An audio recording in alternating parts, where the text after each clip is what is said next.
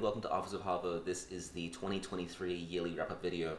Honestly, I've been kind of dreading making this because I know how tedious it's going to be, but it is the 30th of December.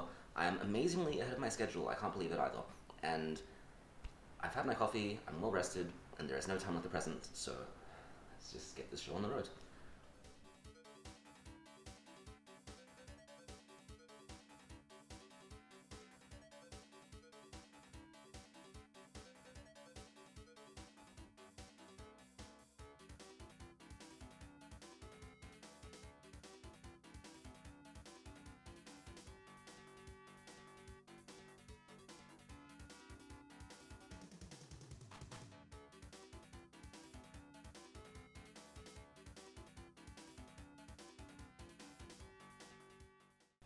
Okay, so 20 solid minutes later, this is nearly every book that I read this year.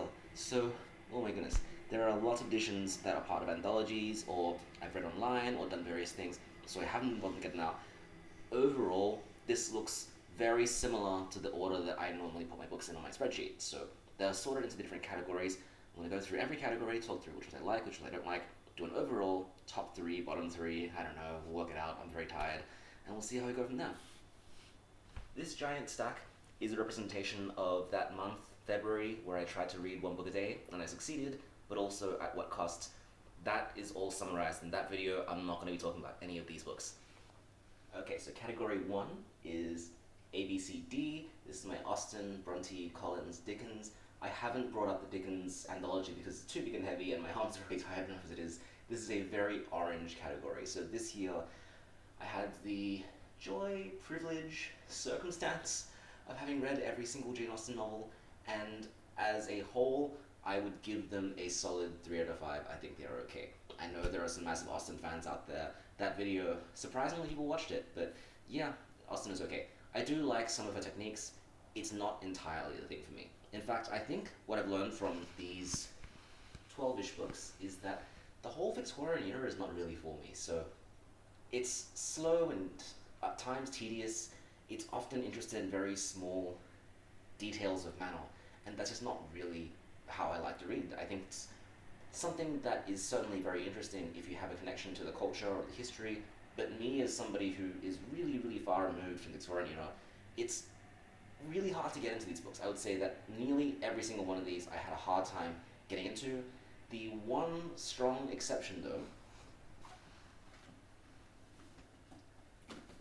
is Jane Eyre. This is the best book of this category that I've read this year by a long shot. It is really well plotted. The characters are very well realized. The language even is a lot easier to pass than everything else in this category. Never a single time did I have to yell at this book to get to the point, whereas every single other one I was yelling the entire time, just get to the point. So Jane Eyre, highly recommend. You didn't need me to say this. This book is already good. Everyone has talked about it already. Category 2, these are my aesthetic covers. A very nice and multicolored cross-section here. I overall liked these. I can't think of any of these that stood out as being particularly terrible, but overall, I had a good time. I enjoyed it. And I think that my enjoyment of the books had really no correlation with how much I liked the cover. The only thing that this teaches me is that I think I just like bold colors. I like bold colors, I like interesting designs. I like something that's a bit eye-catching so that when you read on the train you seem cool. But yeah, overall, I would not do this again. I would not judge a book by its cover again. I would much rather know what's in the book itself. Best of this category, and a contender for the best this year as well, is A Visit from the Goon Squad. This is probably one of the most plain of the aesthetic covers that I have in this category, but my goodness, what an amazing book. It is sort of like a sequence of short stories, sort of not, sort of like an interconnected novel. It's very experimental, very unusual. It's got some PowerPoint slides in it, and it will make you laugh, make you cry, restore your faith in the human race. It is just genuinely a wonderful, wonderful man. Category 3 is in translation. Now, I do get most of my books from thrift stores, and that is going to affect the selection of books that I can get. There's not a lot of very, I don't want to say unpopular, I don't know how to phrase it, but all of these languages, nearly all of them are European or East Asian, and they're all books that are already quite popular. So of these books, I did enjoy reading works that have been translated. I had a really good time looking at how different cultures get represented across different translators, different styles of writing, and it did expose me to kinds of works that I would never have read before. I am getting really tired, my arms really hurt, so I'm going to put this stack down. I actually really loved this collection. I think that there are so many books out of it that I liked. Even going back and looking through it, I had a hard time picking out which one I think is the best. It has to be the White Book, just because this is the only one of the collection that I gave 5 out of 5. I think the writing here is genuinely fantastic. The translation from Korean is done really interestingly. The sparseness and the ability for it to be still so emotionally effective, despite how short it is, despite how simple the premise is just really staggering, really masterful. So that is my number 1. But I also have some honorable mentions. Number 2 is going to be Germinal. I'm not well versed in French literature, but this book made me want to read a lot more. I think that the themes that come across here are just so clear and complex. It made me think so much about social class and relationships and politics, and it does so much whilst retaining a really fast pace, a really interesting look into what feels like very real individuals. And it seems like there's so much more of books like this, because a lot of authors in the French tradition wrote massive cycles of novels. So I want to read more, and I enjoy Germinal a great deal. The second honorable mention is Norwegian Wood. Lots of people have talked about this, so I don't need to say too much about it. It is translated from Japanese, and it's a very normal story with a really powerful emotional pull and core. I think the characters were realized really well. Their conversations were always so interesting. The dialogue is so good in that it feels normal, it feels everyday. It is a little bit stylized beyond just a normal conversation, but it pushes the plot forward and the characters are so well realized. The only thing that holds us back for me is the ending. What a weird time. But complaints aside, I really did enjoy my time with this. I think overall, the first 90% of this book is very, very well written. Okay, published in 2023, I have complained so much about the Australian tradition of having giant first editions, but these books are huge. Each individual one is bigger than my face. And they're also really expensive. I don't know if it's because of how much paper they have to waste printing such giant editions, or I don't know, some kind of price gouging. I don't know. I don't know anything about the industry. All I know is that I think I've spent more money on these 12 books than on everything else this year combined. Reading to keep on top of a year's releases is very expensive, and I don't think I will do this experiment again. If I do, I'm gonna use the library. What do I think about doing this? It's okay. It's actually kind of surprising to me which books did take off and which books didn't. I think all of the international books that I read on this list have taken off in their own way, so I have some questions for you. The Great Reclamation, Burnham Wood, and Yellowface, absolutely Yellowface. They've all massively taken off, whereas the few Australian books I've read, so Compulsion and I can't even see them anymore, Scope of Disability and Banana Girl, it's a bit more difficult to see what the vibe is with the Australian scene. I don't know if it's because the Australian writing scene is so fixated on the international as well that we have trouble talking about just how many wonderful things are coming out of Australia. I don't know, I can't talk about it. All I know is that I wish I had been doing something like this for more years than just this one, because I do like the feeling of reading something and being able to join a wider conversation about it. It has always been really interesting to read something like The Fraud and then immediately go to very current present day reviews and join in a conversation that is currently happening. That's cool and that's enjoyable. The extent to which that's worth paying this much money and carrying this much weight for, though, I am not so sure. A lot of these books are getting put in long-term storage immediately afterwards because they're just too big.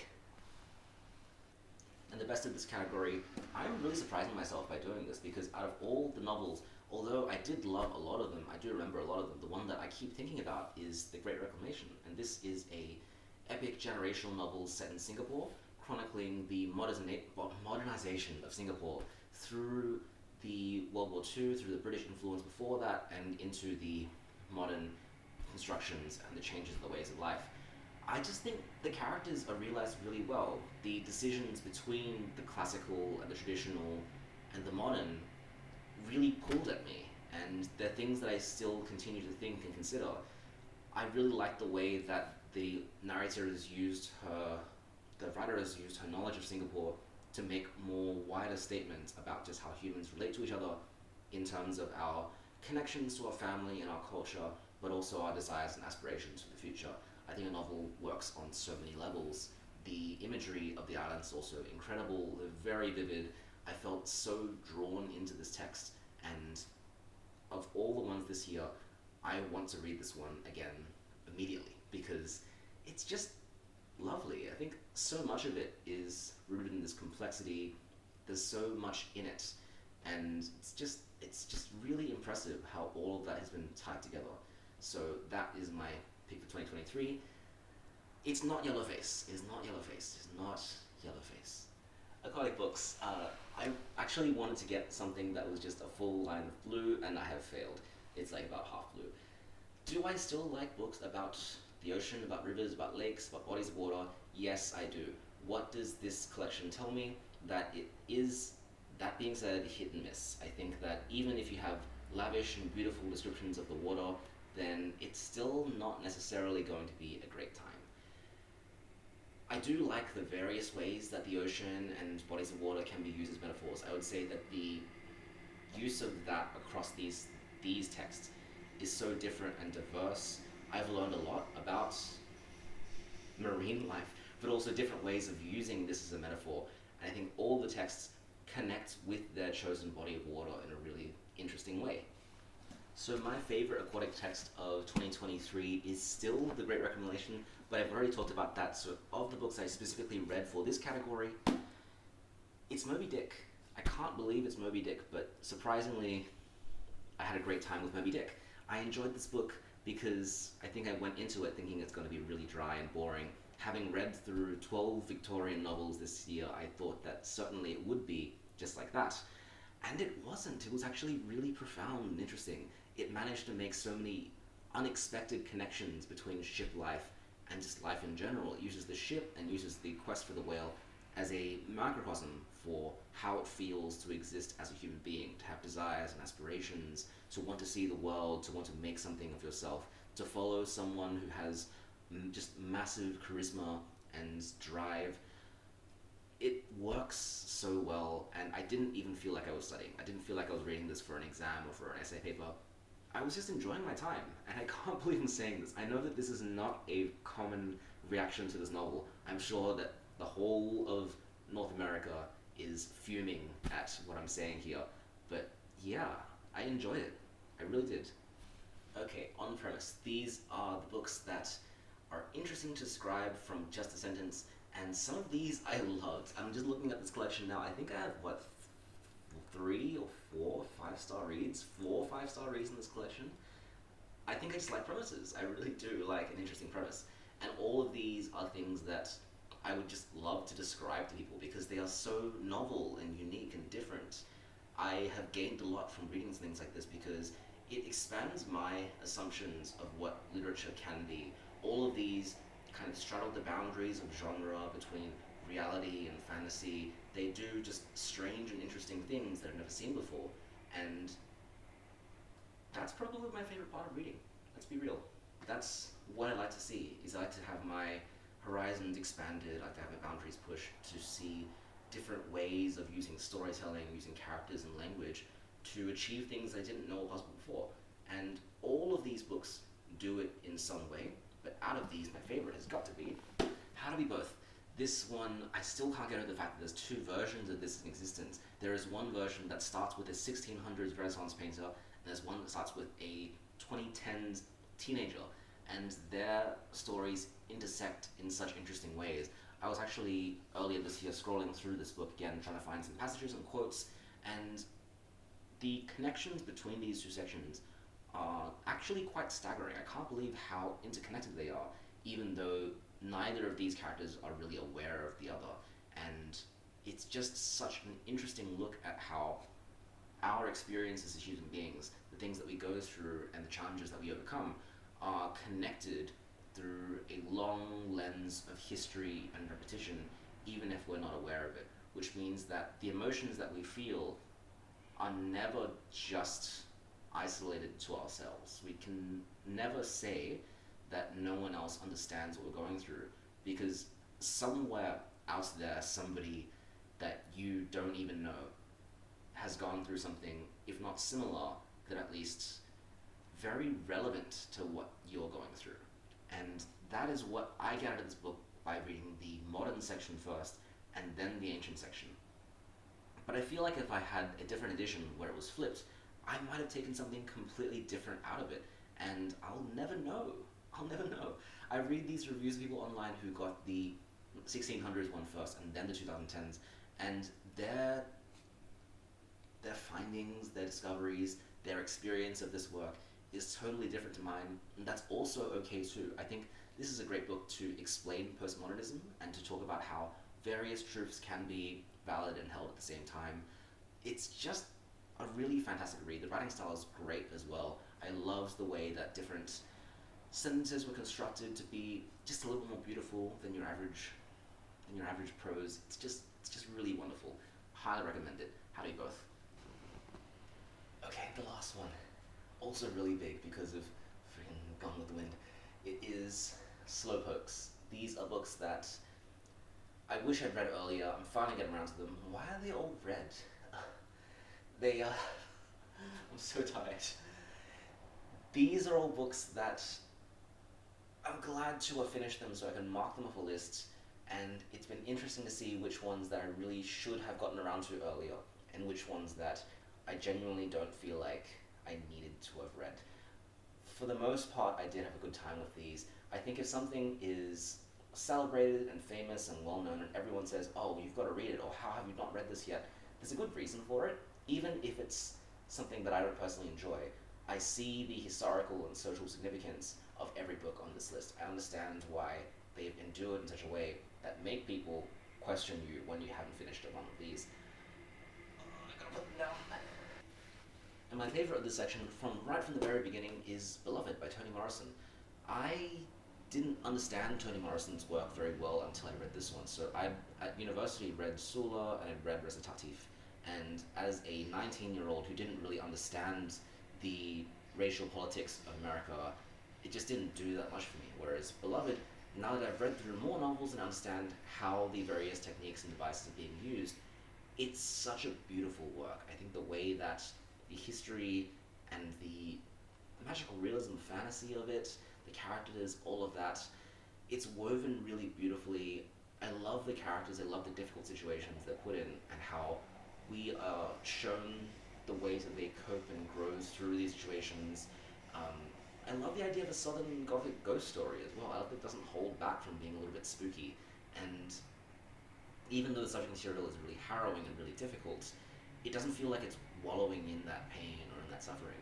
Instead, it's revealing something meaningful to the reader, giving them lenses to process the very true reality of slavery and of the Fugitive Slave Act and of all the consequences of freeing the slaves, how difficult it was for individual slaves to then regain a sense of normalcy and to cope with the amount of trauma that their family experienced during that period of American history. I think it's just so important, so poignant. The way that it tackles all these themes, to me, is just something that went beyond intellectualizing it. It felt so much more than just reading a textbook or reading information about it. Instead, it made me feel so powerfully for something that I'm personally not very connected to. And to do that is a massive, massive achievement. So, Beloved, highly recommend it. Not an easy read, but definitely something that's worth getting to. How have you not read Beloved yet? Gravity's Rainbow. I finished it this year. I don't know why I made such a long video on it. That was not a necessary thing for me to do. I've spent a lot of my time and effort on this book. What has it given me in return? Bragging rights, I guess? I don't know. I'll put it away. Okay, now for my overall top 3 for this year. This was not difficult to decide at all. I did have a number of 5-star reads this year, but there are 3 that stood up above and beyond the rest. Number 3 is going to be The White Book.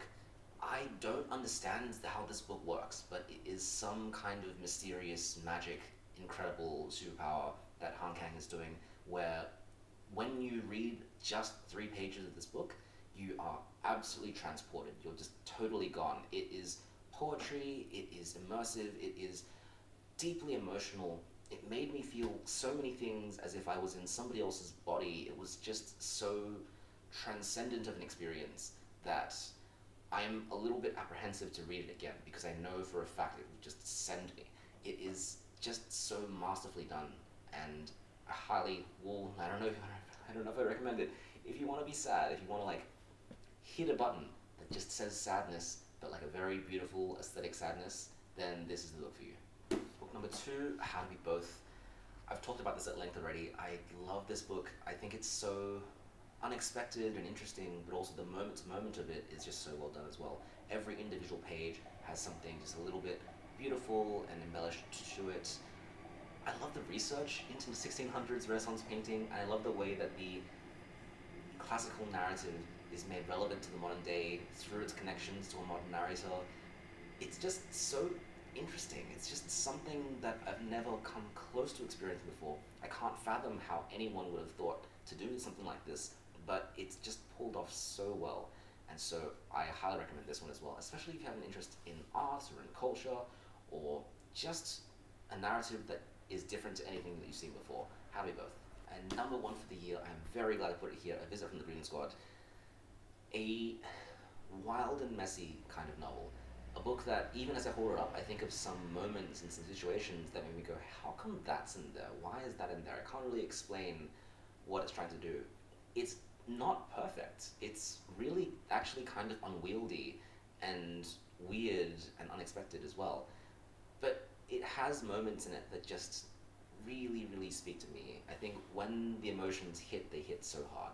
And I love that overall theme of growing older and learning how to cope with yourself, really, what kind of person you are, and also recognizing how the very specific ways that your childhood screwed you up makes you uniquely qualified to take care of somebody else who is screwed up in their own individual way, and how with work and effort and care and dedication, human beings can turn themselves into what another human being needs in that very situation.